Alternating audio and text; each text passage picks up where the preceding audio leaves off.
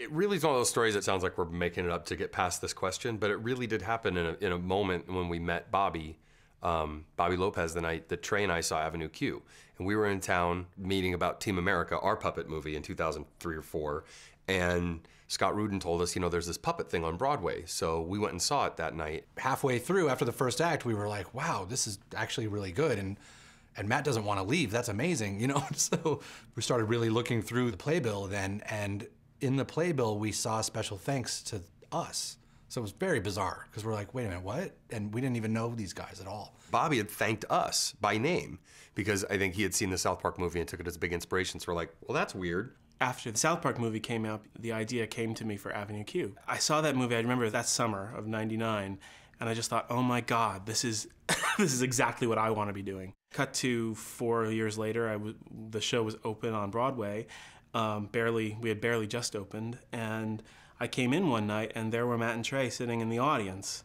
They were that movie was so inspirational to me, and all of their work, all their comedy, and all of their songs have pointed the way for me in my work. By the time the second act was over, I was like, man, this is exactly the thing I've always kind of dreamed about doing. And this is exactly the kind of thing I've always aspired to do on Broadway. And then it happened that Bobby showed up that night, and they told him that we were down there, so he came down and introduced himself. It was crazy, because it was like him kind of being influenced by us, and then us being influenced back by him, and then we went out that night. I took them across the street to the bar, and we had a long conversation. I remember we just hung out. Bobby is about 5 years younger than Trey and I, so he was looking to us as like elder statesmen or something. I don't know, like, hey, okay, you guys, you've been in the business a long time. What should I do next with my career? And so the pat answer to that is, well, what do you want to do?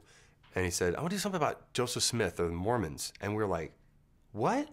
Wait a second, no one likes that shit except for us. When I said Joseph Smith, they were like, we've wanted to do that too. They had done a musical called Alfred Packer, which was also called Cannibal, the musical, right after or during their college, for their college project, I guess. And they thought they would follow it up with the Joseph Smith musical, but they just never did.